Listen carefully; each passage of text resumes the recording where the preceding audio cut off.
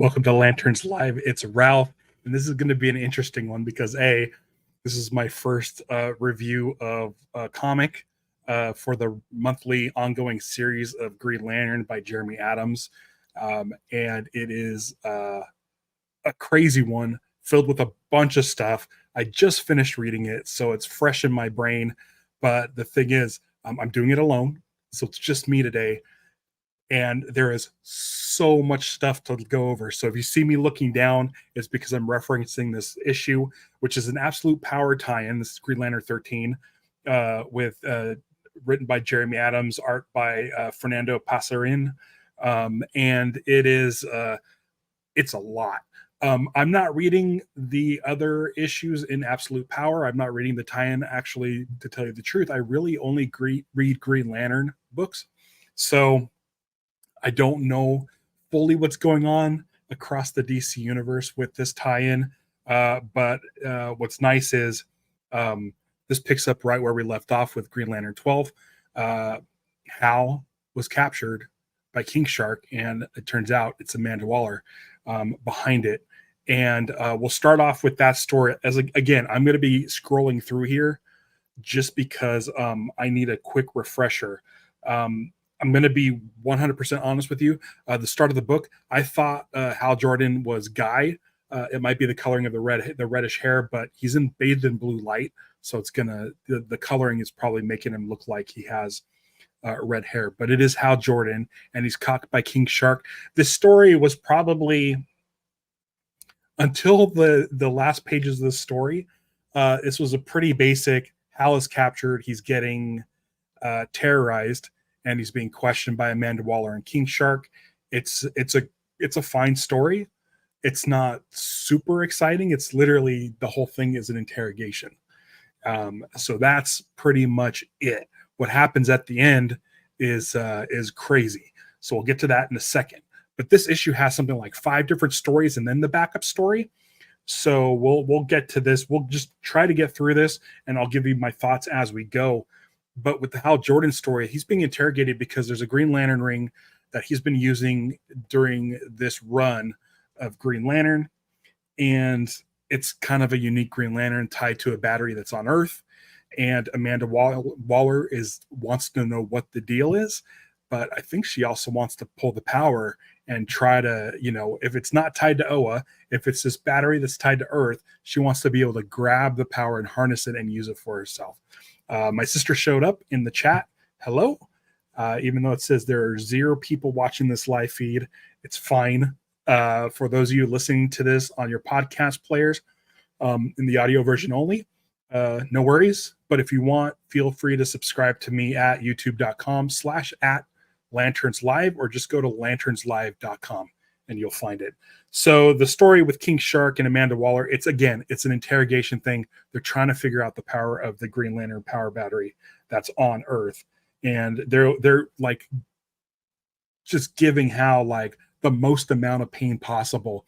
He's in like a Thanagarian like harness, sort of light laser beam thing that he can't get out of. He doesn't have his ring. Amanda Waller's like grabbing up every sort of metahuman that she can and is really trying to harness the powers. Hal wonders if she is doing this because of the prime minister guy of the United Planets, Theros. Theros, is that how you pronounce it? Anyway, that story is what we get right off the bat. And so I'm like, okay, well, I don't want to spend a whole issue just sitting here with Hal Jordan being interrogated. That's no fun. But I just remembered the cover has Alan Scott, Star Sapphire Carol, and a Red Lantern Sinestro. So and like Hal tied up there, which he's tied up a different way in the actual story, which is fine. You can't give away too much stuff in previews. So we then get a quick couple pages back on Oa with Jessica Cruz. And Jessica Cruz, one of my favorite characters. I'm glad she's in this book. We didn't really know what was going on in issue 12. And it turns out that she's kind of getting information to pass along to the rest of the Green Lanterns who are in a rebellion. Now, one of the things is this new Lantern Corps, or these new enemies, are able to wield like a bunch of different powers to their will. Like they're able to switch from yellow to red to green to blue to whatever they need to. So last week, when I was talking with Vactor about that, we had some questions about Kyle and how Kyle was doing. What's great is we get Razor again. Razor's in the book, nicely showcased in this. He's held up in this sort of room with Salak and a few other lanterns, and Kyle's not doing so hot.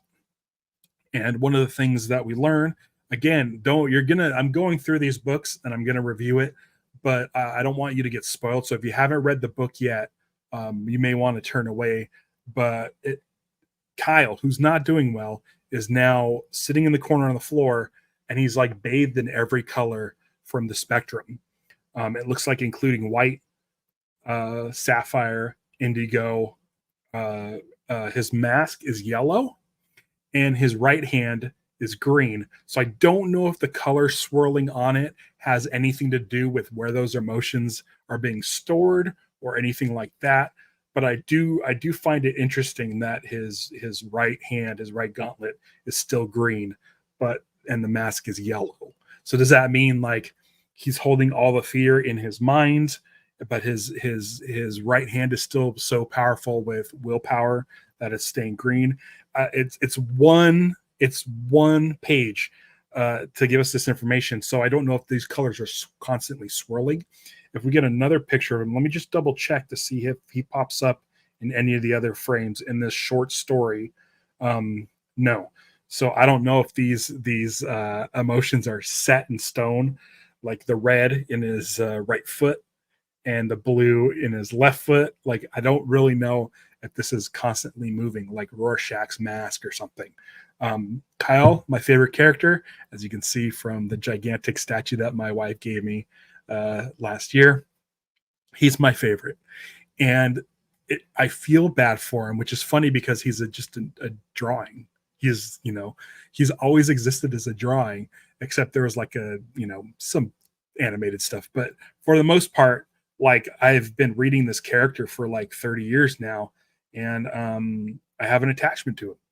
Even in Blackest Night, when Kyle supposedly got killed, it was probably the only time I actually felt like deep emotion for a character death. Luckily, he was okay. We all read Blackest Night, I'm sure, but I'm really concerned about Kyle, and I'm hoping he's able to overcome this. There's something that comes up later that I want to bring up with Kyle here, and that is a new Lantern Corps. That's right. So again, if you haven't read this, Jeremy Adams has dumped just an insane amount of crazy stuff in this issue. It's one of the reasons why I have it with me, so I could be reminded of all the nuts stuff that happens, including the next story, which is Sinestro as a Red Lantern. Quick story. It's just him. He's on New Corrigar, and it's just him trying to sort of feel the rage. Like, this is it. It's a 2-page. Like, I know he's like the main focus on the cover of this issue, but he's got 2 pages. One where he just has the ring on, and he's like, I can feel the power. And he essentially realizes that he might be much better at rage than fear. So he's just sort of unleashed, and it's kind of awesome. It really, really is. Let me just say something real quick about the art, because when I first opened up the book and I got to the first page, I'm like, oh, is that guy? But it was Hal, and he says, I'm Hal Jordan. And I'm like, oh, maybe the art isn't kind of off or something. But like, as soon as I got to like page 3, I was like, holy crap, this looks really, really good. So Fernando Pasarin, I'm not familiar with their artwork, but I think it looks really great. There's some stuff in here that reminds me of Patrick Gleason. There's some stuff that reminds me of Ivan Reis, and it's really, really good. This hold on, the new Kindle app. I don't know why they got rid of Comixology, but like this rendering of Jessica Cruz, you're gonna have to get the book to see these in good definition. Is a really fantastic. It's a really good look. It looks like the Sam Humphries days of Jessica Cruz. Like it's really good art. This rendering of Kyle, I think, is amazing. His hair has shades of like Tyler Kirkham. I feel like his face and body remind me of Doug Mankey. It almost feels like it's a best of Green Lantern. Like the artwork, I think, it really stood out on this issue. I was a little sad that Zermanico, I still haven't figured out how to pronounce that. Hopefully someone can correct me. If you want to come on and talk to me, I'll learn the correct pronunciation of the sort of regular GL artist on this series. So when I saw that he wasn't doing the art, I was like, oh no, I really, really like their art, and I would love to see more of that.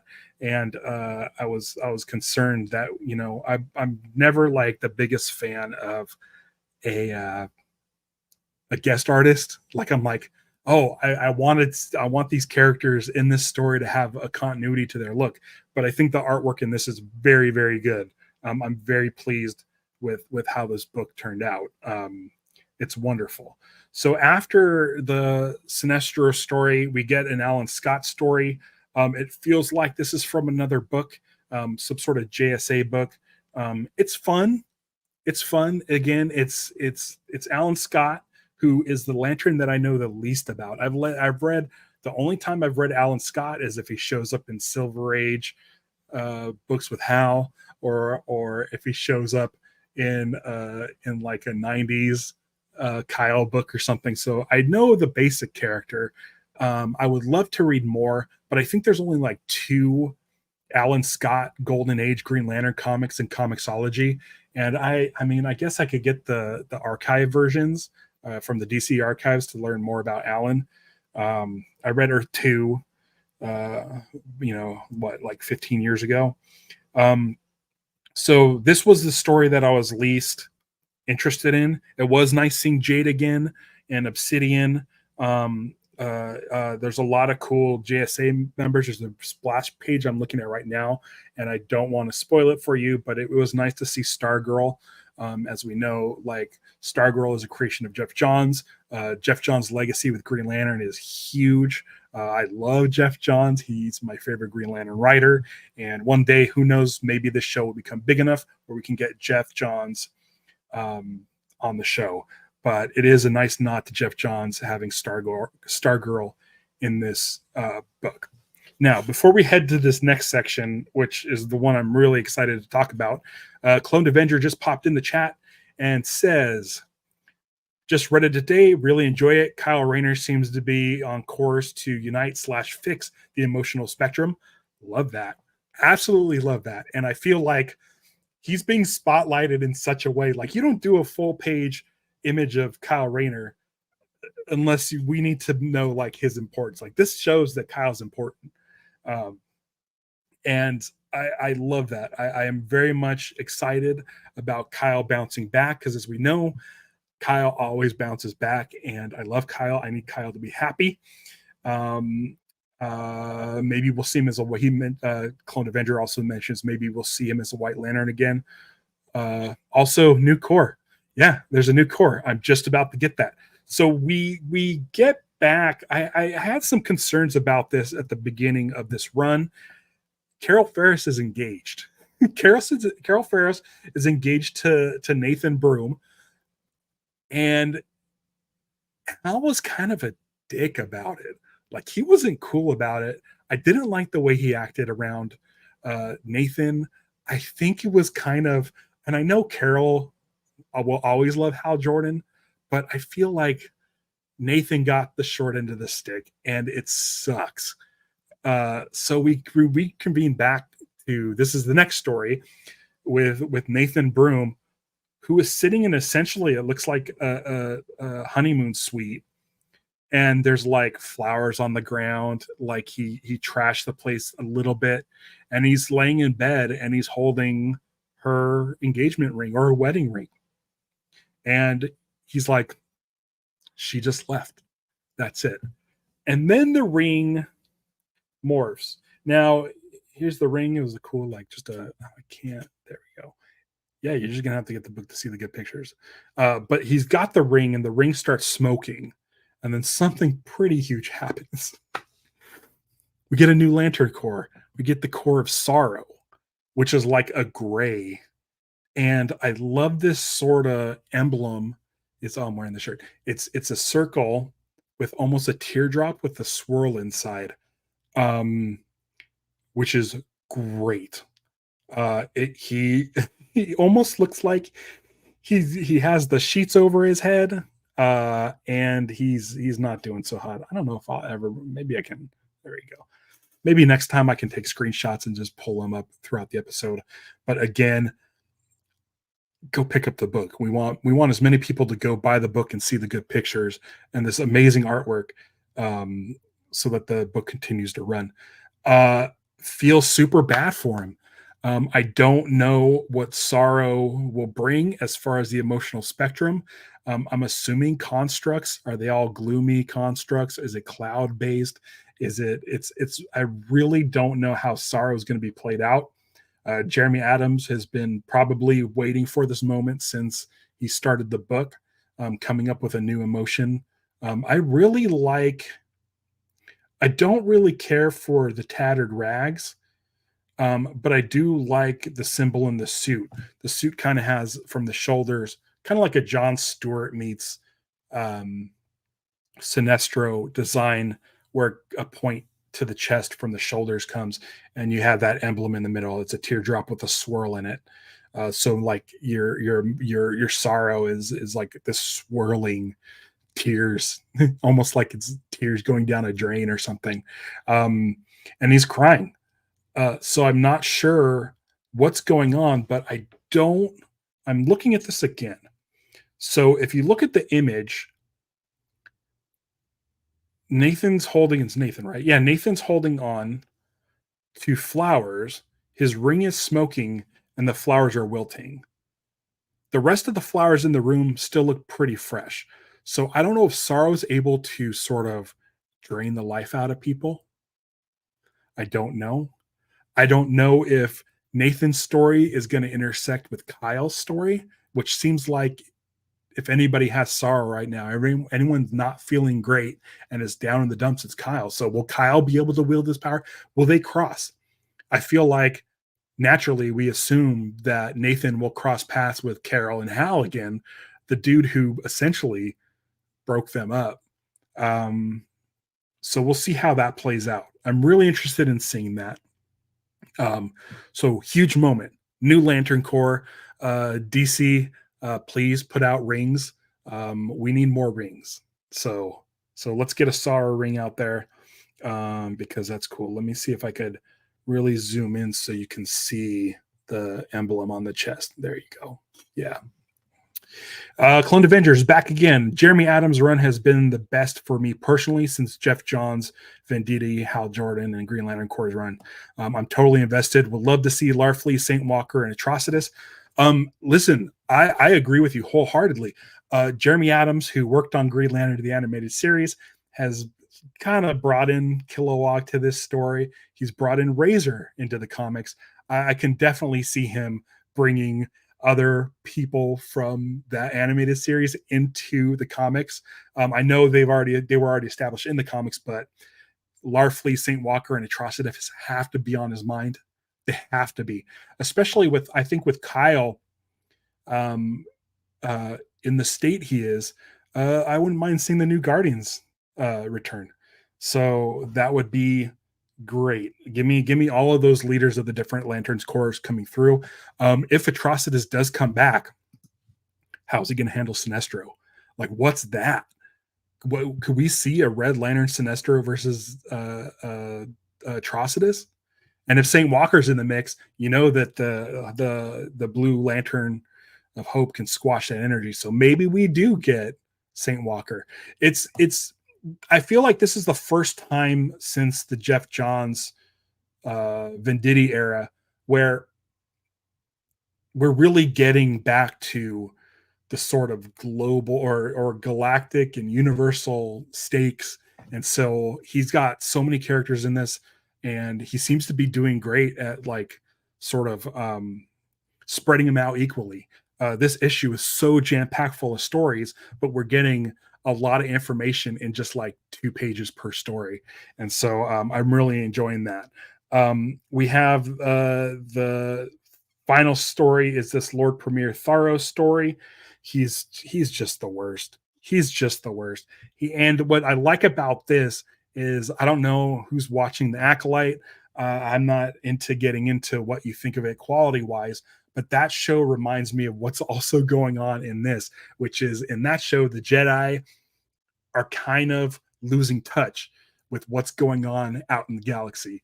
In this, it feels like the Guardians had lost touch with what was going on in the universe, and these shapeshifters just kind of snuck their way in to become sort of this United Planets, and they're just evil. It's very very similar to like a episode 1 of Star Wars or something where yeah, the Jedi are clouded by their sort of arrogance. So the Guardians have always been shady. They've always been arrogant.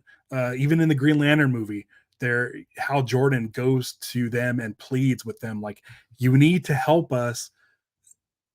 Parallax is a real threat." And they're just like, "Nah, we're good. We're the Guardians. You know, nothing's going to hurt us." Meanwhile, what happens? Yeah, things go south. So here's a bit just about Premier Tharos, and he's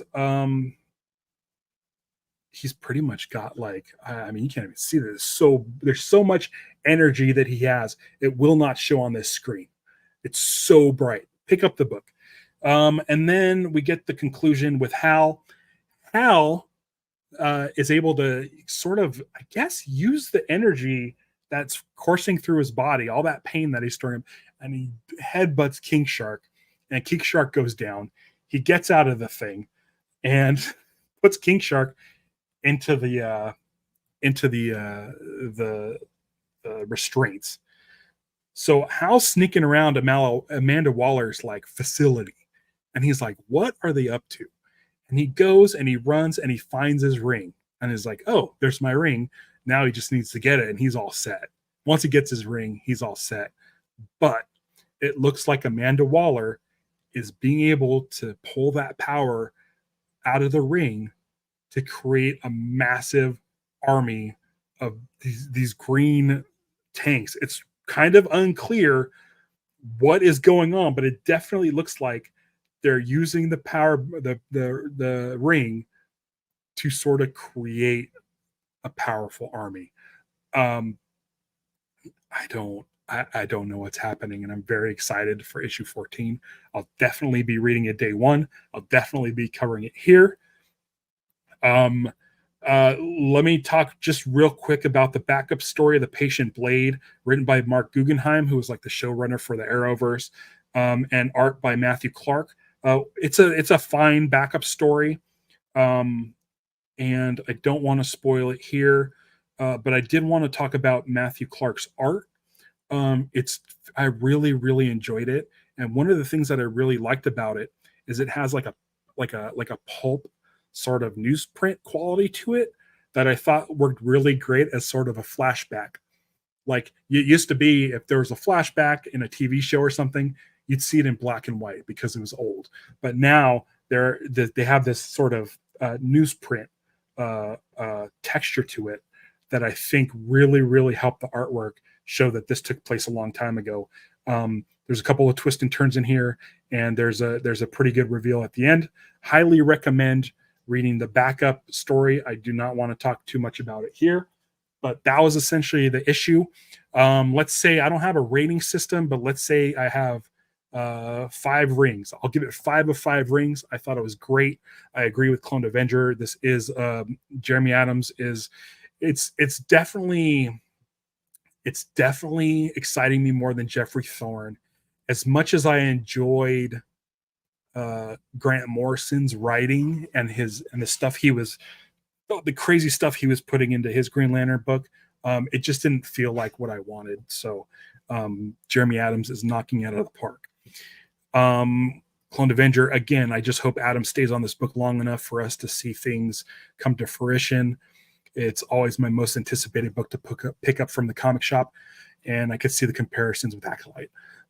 It's similar. It's Lanterns kind of being like out on their own and like things getting messed up. I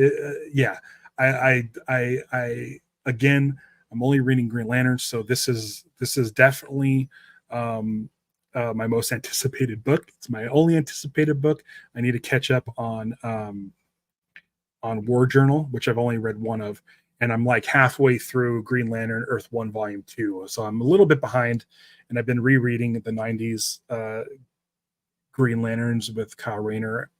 I'm in like 2003 era. So I've been doing a lot of reading. It's mostly Green Lantern. This is my most anticipated book. I'm hoping with the Lantern series that DC wants to make sure that Green Lantern is stocked on the shelves for people to find. They want Green Lantern on the Kindle when you open it up on Comixology.